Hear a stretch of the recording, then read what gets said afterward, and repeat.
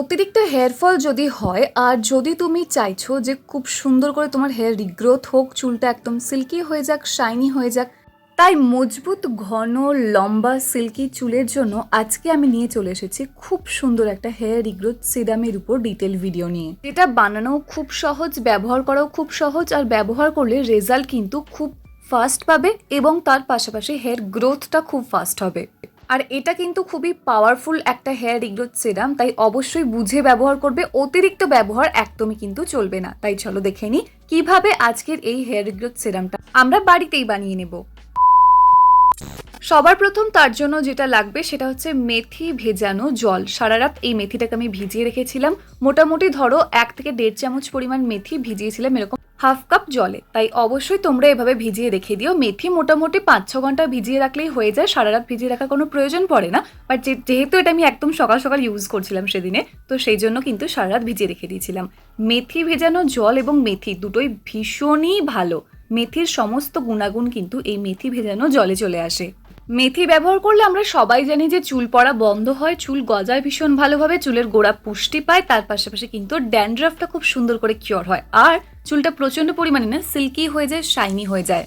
তাই মেথি ভেজানো জল এবং মেথি দুটোই কিন্তু খুব উপকারী। সিরামের জন্য মেথি ভেজানো জল নিলেই হবে। অ্যাজ আ হেয়ার প্যাক তোমরা কিন্তু এই মেথিটাকে পেস্ট করে অবশ্যই ইউজ করে নিও। নেক্সট এর মধ্যে আমি অ্যাড করছি রাইস ওয়াটার, মানে ভাতের মাড় বা ভাতের ফ্যান। আচ্ছা, মেথির ভেজানো যে জলটা আছে ওটা কিন্তু তোমরা বুঝে নিও, ঠিক আছে? 4-5 চামচ নিয়ে নেবে, তাহলেই হবে। খুব বেশি নেওয়ার দরকার নেই, কারণ এটা আমরা শুধুমাত্র স্ক্যাল্পে ইউজ করবো, হেয়ার লেন্থে ইউজ করার কোনো দরকার নেই। হেয়ার যদি বেশি রাফ হয়, ভীষণ পরিমাণে রুক্ষ শুষ্ক হয়, তাহলে এই ভাতের মাড় বা ভাতের ফ্যানটা একটু বেশি পরিমাণ নেবে। আর না হলে কিন্তু 4 চামচ নিলেই হয়ে যাবে। মেথি ভেজানো জলও 4 চামচ নাও, আর এই ভাতের ফ্যানটাও কিন্তু 4 চামচ নাও।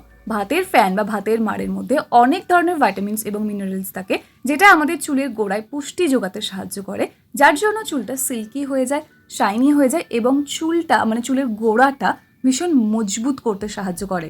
অনেকের আবার চুলটা প্রচন্ড পাতলা হয়ে যাওয়ার সমস্যা আছে, মানে এক একটা চুল ভীষণ পাতলা, তাই ওই এক একটা চুলকে ঘনত্ব দিতে সাহায্য করে কিন্তু রাইস ওয়াটার। ভীষণ পরিমাণে সুন্দরভাবে তোমার চুলটা ঘন করে দেবে, তাই অবশ্যই রাইস ওয়াটার দিতে একদম ভুলো না। নেক্সট যেটা আমাদের এখানে লাগবে সেটা হচ্ছে রোজমেরি এসেনশিয়াল অয়েল।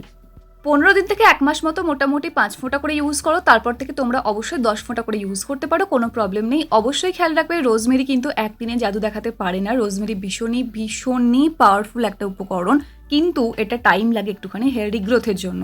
তাই 3 দিনে বা 7 দিনে তোমার চুল একদম কোমর পর্যন্ত লম্বা হয়ে যাবে, এই অবাস্তব ধারণা থেকে বেরিয়ে এসো এবং সঠিক বৈজ্ঞানিক পদ্ধতিতে DIY হোম রেমেডি ট্রাই করো। দেখো চুল কতটা ভালো থাকে। অবশ্যই তোমরা এখানে নিয়ে নেবে রোজমেরি এসেনশিয়াল অয়েল, যত ফোঁটা তোমাদের প্রয়োজন তত ফোঁটা।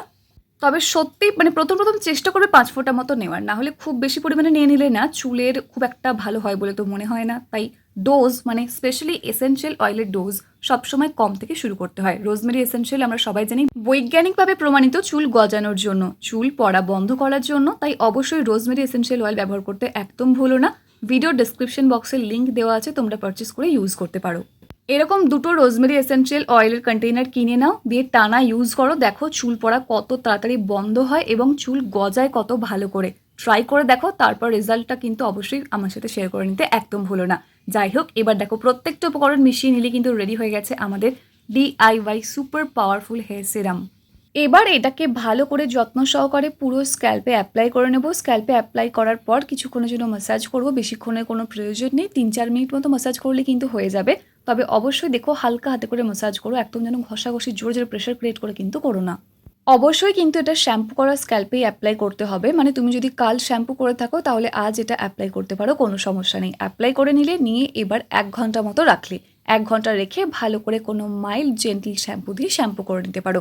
শ্যাম্পুর জন্য দেখো ভিডিও ডেসক্রিপশন বক্সে কয়েকটা শ্যাম্পুর লিঙ্ক দেওয়া আছে, তোমরা চাইলে সেগুলো পারচেস করে ইউজ করতে পারো। আদারওয়াইজ তোমরা যেটা পছন্দ করছো সেই শ্যাম্পুই করতে পারো, কোনো ব্যাপার না। সমস্যা তোমার যত বেশি থাকুক না কেন, সপ্তাহে 2 বারের বেশি এটা ইউজ করা একদমই যাবে না, কারণ যেহেতু এর মধ্যে আছে রোজমেরি এসেনশিয়াল অয়েল এবং তার সাথে মিক্স হয়েছে মেথি, মানে মেথি জলের, তাই এই দুটো মিলেমিশে কিন্তু প্রচণ্ড পাওয়ারফুল হয়ে গেছে। এছাড়াও রাইস ওয়াটার তো আছেই, তাই বুঝতেই পারছো আশা করছি এটা কিন্তু ফ্রিকুয়েন্টলি ইউজ করা খুব একটা ঠিক না। সপ্তাহে 2 দিন করে ইউজ করো, অন্তত 2-3 মাস কন্টিনিউ করো। দেখো প্রথমেই কিন্তু তুমি মোটামুটি 1-2 সপ্তাহ পর থেকেই বুঝতে পারবে তোমার চুল পড়াটা অনেক বেশি বন্ধ হয়েছে, এবং 2-3 মাস কন্টিনিউ ইউজ করার পর বুঝতে পারবে যে চুল গজাচ্ছে ভীষণ ফাস্ট। তাই ধৈর্য সহকারে যে কোনো একটা ডিআইওয়াই রেমেডি ট্রাই করো, দেখবে ভালো রেজাল্ট পাবে। আজকে এটা করছো, কালকে সেটা করছো, এইভাবে করলে কিন্তু হয় না। অনেক জিনিসই আমরা দেখি, কিন্তু সঠিকভাবে কোনটা আমাদের প্রয়োজন সেটা একমাত্র আমরাই বুঝতে পারবো, এবং সেটা বুঝে দীর্ঘদিন ধরে ধৈর্য সহকারে ইউজ করাটা খুব বেশি করে কিন্তু জরুরি। একটু ধৈর্যের সাথে ব্যবহার করলে দেখবে মনের মতো কিন্তু রেজাল্টটাও পাবে। আচ্ছা, 1 ঘন্টা রাখার পর কিন্তু শ্যাম্পু করে নিতে একদম ভুলো না, সেটা অবশ্যই মাথায় রেখো, কারণ এটা সারাদিন বা সারা রাত রেখে দেওয়ার মতো কোনো রেমেডি না। ওকে, আশা করছি ভিডিওটা হেল্পফুল ছিল। Like, comment, share and subscribe করতে একদম ভুলো না। দেখা হচ্ছে নেক্সট অন্য কোনো video. Till then take care and bye bye, and finally thank you for watching this video.